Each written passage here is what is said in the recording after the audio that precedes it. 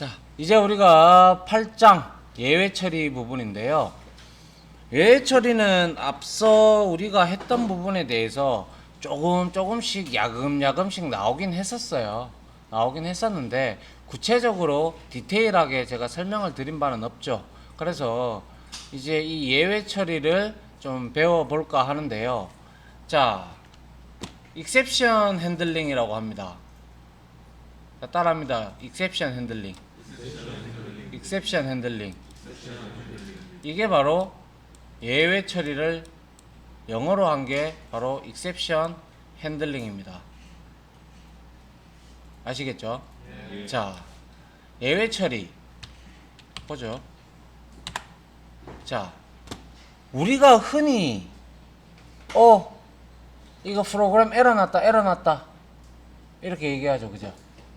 혹은 게임해가지고 게임하다가 꺼지고 이러면 야 이거 에러 났다 씨 하면서 막 그러죠, 그죠? 여러분들한테는 에러와 예외 중에서 여러분들한테는 익숙한 용어가 에러일 겁니다. 맞죠? 그럴 수밖에 없어요. 저도 역시 그런 사람의 한 사람이죠. 그런데 뭐 저는 자바를 강의를 하고 뭐 오래되고 쓰기도 많이 썼으니까 이 두 가지에 많이 익숙한데요. 일단 구별을 지을 줄 아셔야 됩니다.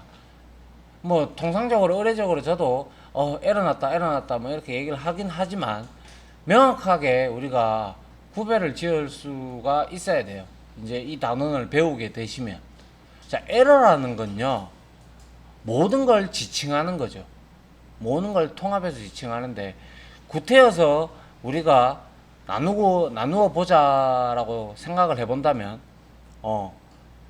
내가 생각지도 않았는데 정전이 일어나거나, 내가 생각지도 않았는데 배드섹터가 뜬다든지, 그래서 블루 스크린이 쫙 올라온다든지, 그런 경우 있죠, 그죠? 네. 그렇게 되면 배드섹터가 뜨든 정전이 발생했다 그러면 실행하고 있는 프로그램 그냥 꺼져버리죠. 그건 여러분들이 의도한 겁니까? 아니죠. 환경적으로 그렇게 발생을 한 거예요. 지진이나 태풍이나 천재지변 때문에 전기선이 끊긴다든지 아니면 랜선이 끊겨서 스타하다가 끊기고, 그죠? 이런 경우가 우리가 통상 에러라고 칭을 합니다. 에러. 그래서 얘는요, 정상 실행 상태로 못 돌아가요. 전기가 다시 들어와서 부팅을 해가 그 프로그램을 다시 실행시켜야 돌아가는 거죠. 맞습니까? 이런 경우를 우리는 지칭해서 에러라고 합니다. 그런데 예외는요, 프로그램을 정상적으로 돌릴 수가 있어요. 프로그램이 정상 종료가 되게끔 만들어 줄 수가 있어요. 예를 한번 들어볼까요? 우리가 앞에서 했던 계좌, 잔고 이런 거 있죠. 예. 거기에서 만약에 계좌에 빵원인데 돈 한 개도 없는데 내가 출금을 10만 원을 때려버렸어. 모르고 그럴 수 있잖아요, 그죠? 예, 자기 카드가 몇 개 된다면 그럴 수 있어요, 충분히. 그런데 그걸 ATM기에서 니 인마 돈 없어 이렇게 하면서 팍 꺼져버리면 그 ATM기 여러분들 쓸까요? 안 쓰죠? 시커먼 화면 뜨고 막 이상한 막 영어로 막 쭉 써 있으면 여러분들 안 씁니다, 그거. 아니 대박 막 은행 직원한테 가갖고 이 뭐고 이거 이러면서 막 따질 거라, 성질 더러운 사람은. 맞죠? 예. 그런데 거기는 ATM기에는 예외 처리가 되어 있습니다, 프로그램에. 그래서 여러분들이 딱 넣고 계좌에 카드를 넣고 돈을 없는데, 그 계좌에 돈이 없는데 10만 원을 뽑으면 잔고에 빵원이다 하면서 잔고 없음 이래 돼가지고 다시 프로그램은 정상 실행 상태로 돌아오죠. 맞나요? 그게 바로 예외 처리를 했다라고 할 수가 있어요. 수많은 예외가 있겠죠, 그죠? 그런데 우리가 지금까지 만났던 예외들이 참 많았습니다. 체크드 익셉션이라고 얘기를 하죠. 그러니까 컴파일도 안 시켜주는 거, 여러분들이 소스를 쳤는데 바로 빨간 줄 올라오는 거 있었죠. 만약에 우리가 직접적 관계가 있는 클래스들 간에 A 클래스가 없어버리면 못 쓸 때 B 클래스를 A를 땡겨다 쓰려고 할 때 못 없으면 그 바로 컴파일 예외를 발생시키죠. 그거는 컴파일조차도 시켜주지 않겠다라는 거예요.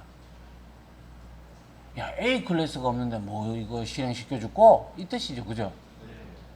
그게 바로 컴파일 예외입니다. 따라합니다. 컴파일 예외. 체크드 익셉션. 체크가 된다고 해서 체크드 익셉션입니다. 우리 눈에, 프로그래머 눈에 코드상에서 빨간 줄이 올라온다고 해서 체크드 익셉션입니다. 그리고 언체크드 익셉션이 있습니다. 실행 예외. 실행할 때 뜨는 거. 컴파일은 최소한 시켜주겠다 이겁니다. 근데 네가 실행시켜 봐라. 근데 실행시킬 때 에러가 나는 예외가 발생하는 경우가 있었죠. 널 포인트 익셉션 맞습니다. 어레이 인덱스 아웃 오브 바운드 익셉션. 또 하나 더 있었죠.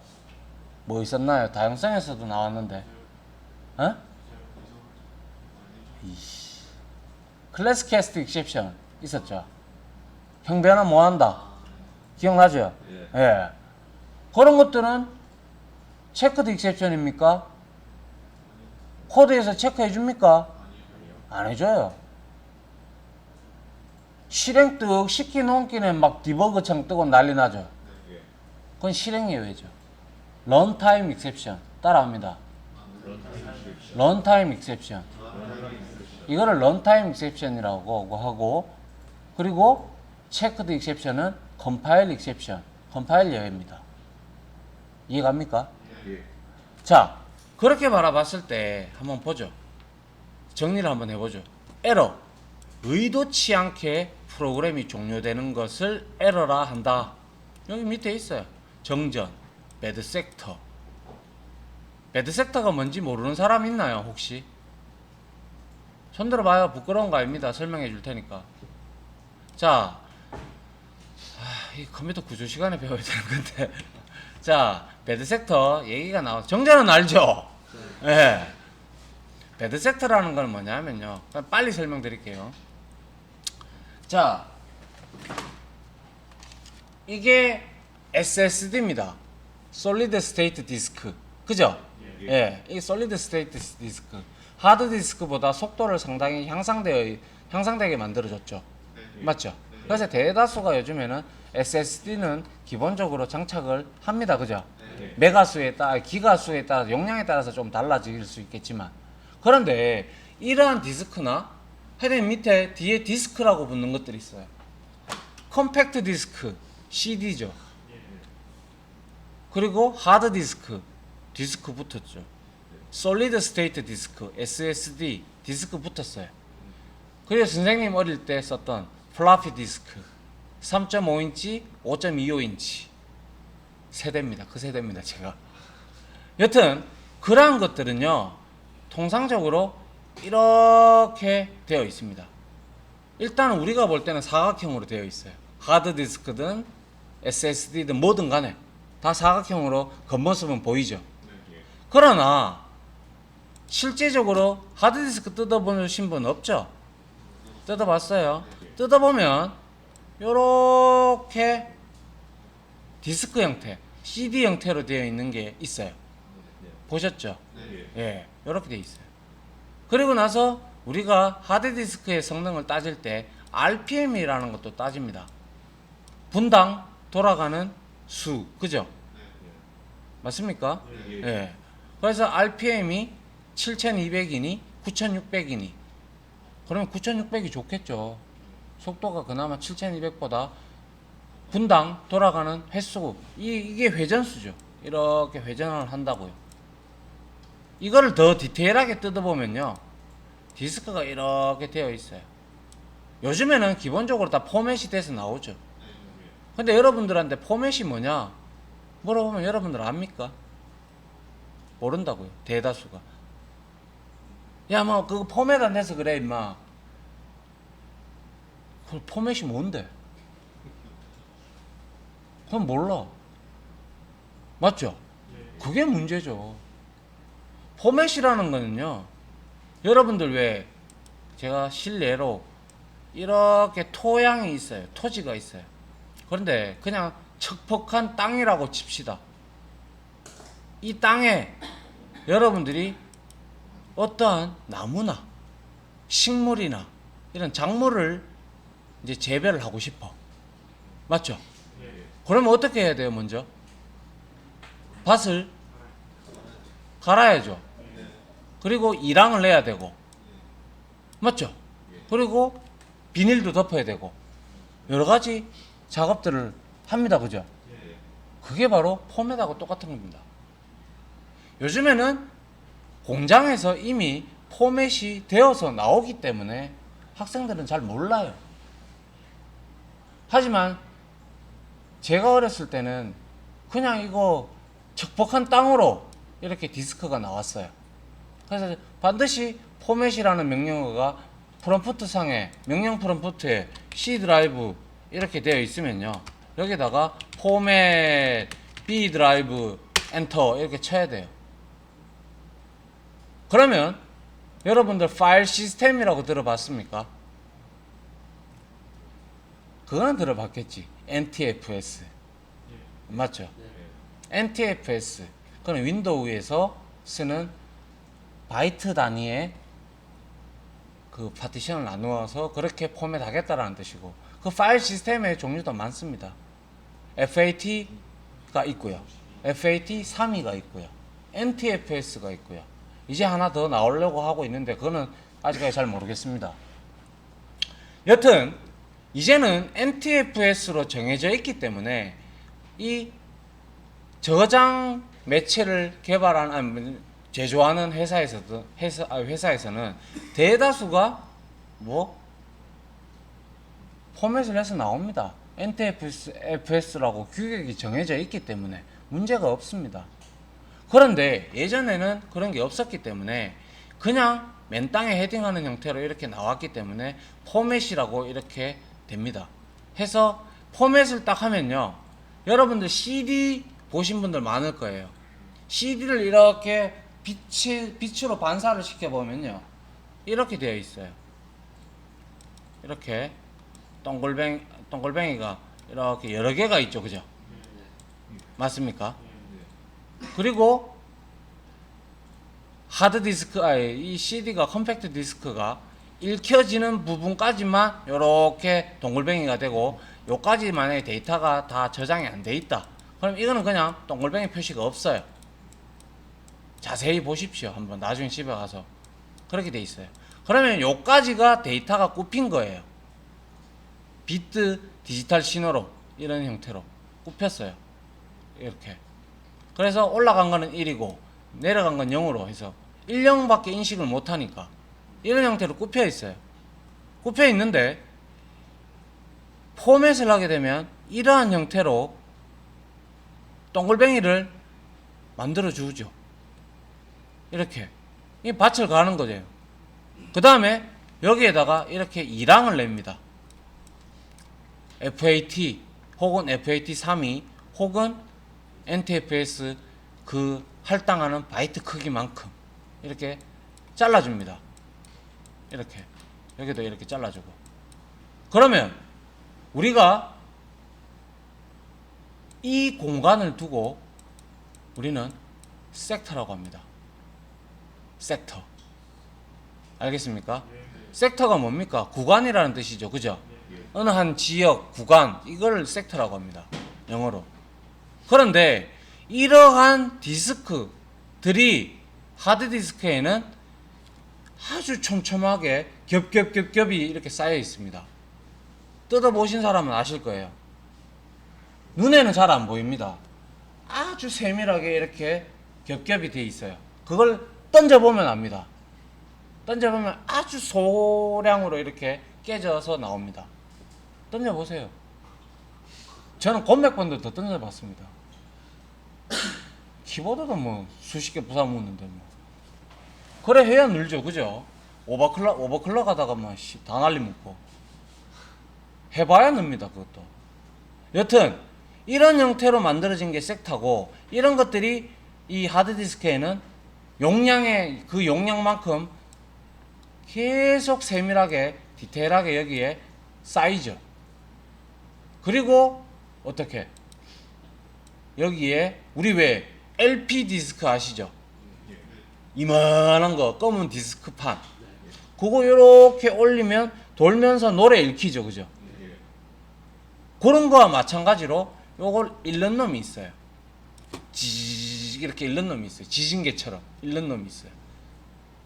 그 놈이 여기에 전원이 빵 들어가면 여기서 이게 돕니다. 돌기 시작합니다. 돌기 시작하면서 이놈이 먼저 CMOS에 있는 데이터를 쫙 읽어드립니다. 그런데 어떠한 이렇게 바틀 이렇게 섹터를 만든 공간에 많이 쓰다 보면 이 섹터가 작살나는 경우가 있습니다. 그죠? 작살나면 못 읽죠. 얘가 못 읽잖아. 그 안에 있는 데이터를. 그게 재수없게 어디 CMOS에 있는 데이터를 못 읽어버려. 재수없게. 그래 되면 그거는 블루스크린 뜨자마자 계속 블루스크린 뜹니다. 왜? 부팅이 안 되거든. 그런데 그렇지 아니하고 여러분들 하드디스크에는 뭐예요? 한글도 깔려있고 오피스도 깔려있고 배틀넷도 깔려있고 워크래프트, 스타크래프트, 뭐 오버워치 뭐 다 깔려있을 거예요. 게임 좋아하는 사람들은. 그죠? 그런데 그렇게 깔려있는 곳에 어디 일부분, 즉 예를 들어서 요 부분이 내가 좋아하는 스타크래프트가 깔려있는 곳이다. 근데 내가 스타크래프트를 너무 자주 해서 이게 배드 섹터가 나버렸다. 그러면 내가 스타크래프트 딱 실행하면 블루스크린 떠버립니다. 그러면 블루스크린이 한번 딱 뜨면요, 아 일단 하드디스크 일단 배드 섹터 하나 최소 한 개 이상은 떴네, 이렇게 생각하셔야 돼요. 그런데 블루스크린이 떴음에도 불구하고 다음에 재부팅을 하면 또 되는 경우는 있어요. 그죠? 그거는 시간이 이제 서서히 반복이 되면 될수록 블루스크린의 횟수가 점점 늘어납니다. 보통 하드디스크의 수명시간이 30만 시간 정도 되거든요.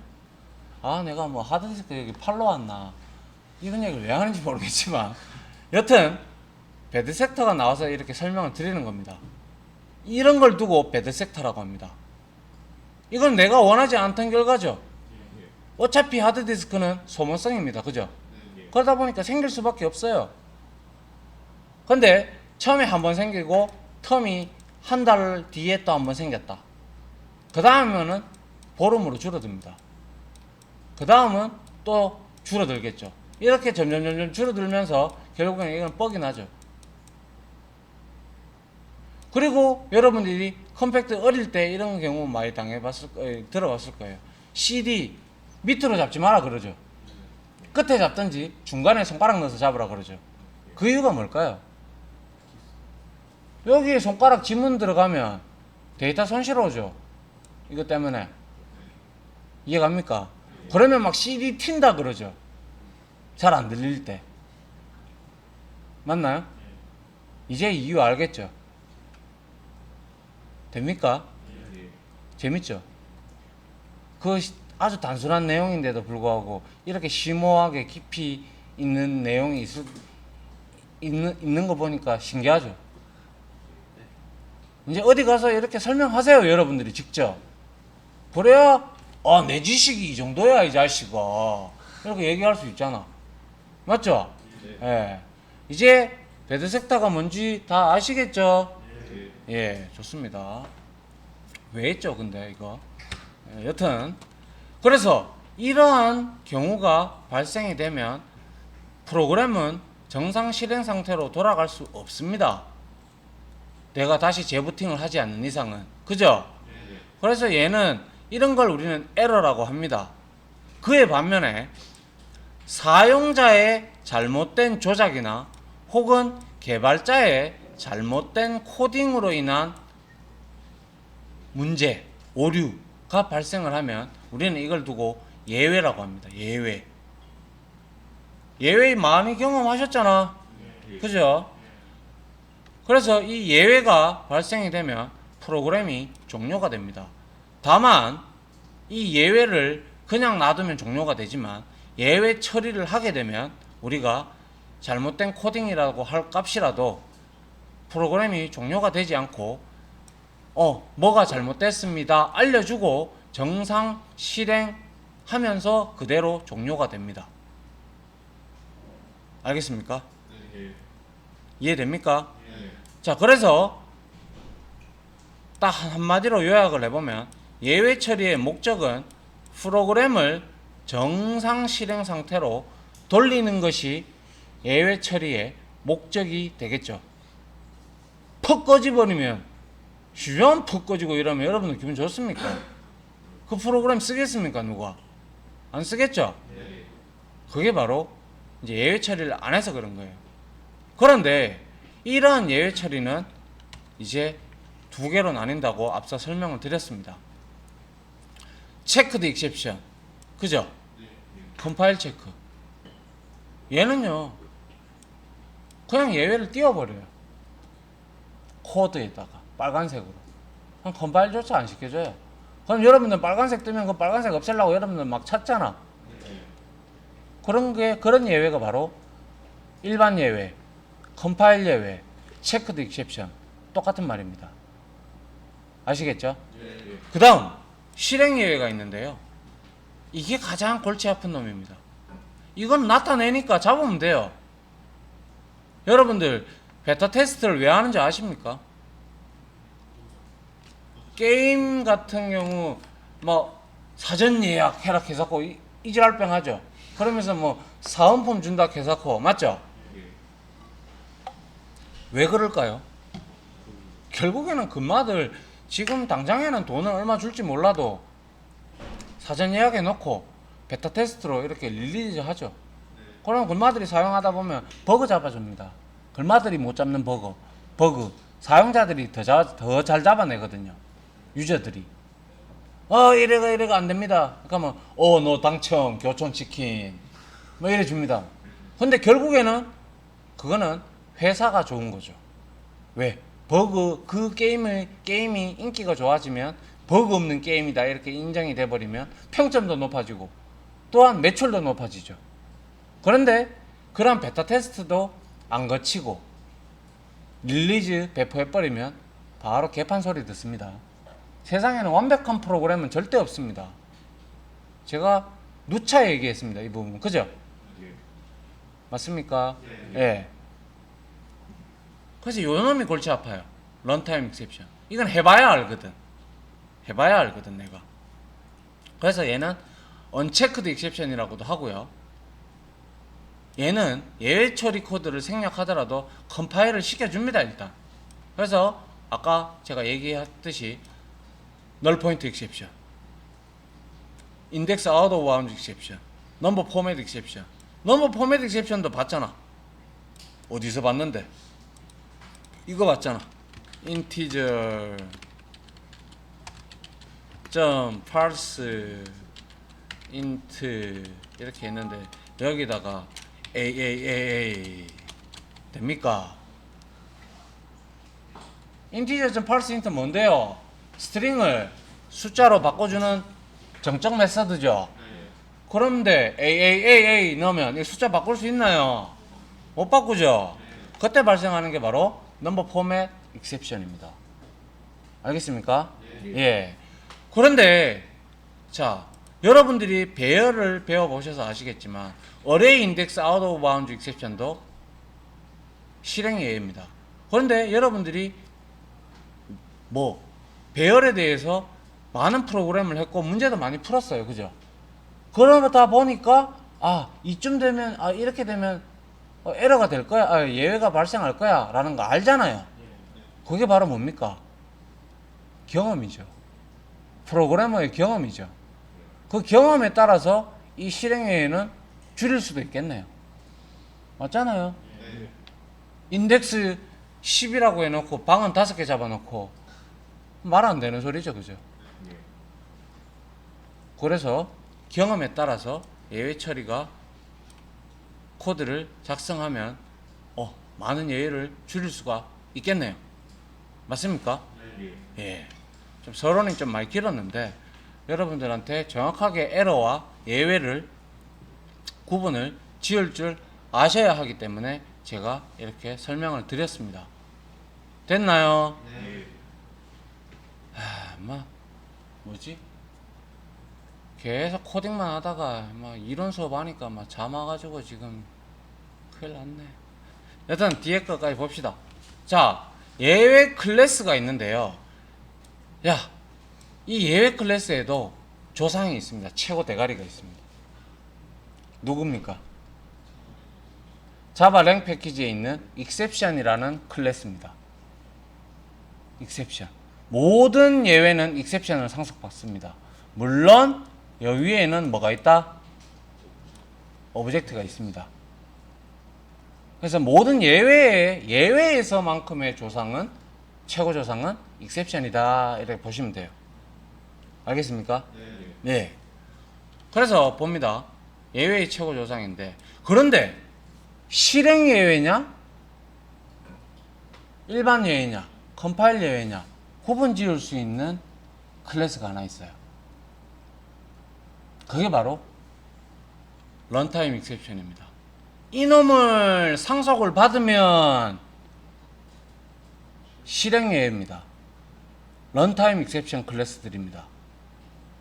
이놈을 상속을 받지 아니하면 일반 예외입니다. 무슨 말인지 이해갑니까? 그래서 일반 예외와 실행 예외를 구분 짓는 잣대가 이놈을 상속을 받느냐 못 받느냐에 따라서 달립니다. 자, 그러면 우리가 자바닥스로 제가 한번 들어가 보도록 할게요. 자바닥스에 들어가셔서 자바닥스에 들어가 보면 자바 랭 패키지에 우리가 보면 되겠네요. 그죠? 자, 자바 랭이라는 놈한테 갑니다. 자바 랭에 보니까 이제 밑에 보십시오. 인터페이스 이제 뭔지 압니다. 클래스도 뭔지 압니다. 그죠? 그 다음에 제 밑에 보면 이놈은 아직 안 했습니다. 이놈은 나중에 하죠. 자, 익셉션이 있죠. 그죠? 여기 보십시오. 익셉션 있죠? 근데 여기에서 수많은 익셉션들이 있습니다. 그죠? 맞나요? 근데 여기에서 한번 봅니다. 자, arithmetic exception은 산술 연산 예외입니다. 0으로 나누다가 영어로 나누면 안 되죠. 그럴 때 뜨는 게 arithmetic exception인데요. 얘 한번 봅니다. 클릭을 해보니까 상속 계층도 한번 보십시오. 런타임 exception 상속 받네요. 맞나요? 그럼 얘는 실행 예외입니다. 이해갑니까? 그리고 클래스 캐스트 exception 해봐서 압니다. 실행 예외죠. 클래스 캐스트 exception 다양성에서 했잖아요. 얘도 런타임 익셉션 상속받네요. 맞죠? 그럼 일반 예외 어떤 게 있을까? 어떤 게 있을까요? 클래스 not found exception 볼까요? 얘는 런타임 익셉션이 위에 없어요. 맞죠? 그럼 얘는 일반 예외예요. 그럼 얘는 이런 일반 예외는 빨간 줄이 바로 뜹니다. 그러면 반드시 트라이 캐치문으로 이렇게 잡아줘야 됩니다. 그게 바로 예외 처리입니다. 이해갑니까? 됐어요? 예. 시간 됐다 기네. 이거 누가 보겠나? 여튼 이렇게 예외와 예외 클래스를 구분 지을 수가 있습니다. 자, 이제 이러한 부분에 대해서는 예제를 치면서 같이 우리가 이해를 해보도록 합시다. 알겠죠? 자, 일단 이론은 여기서 끊겠습니다.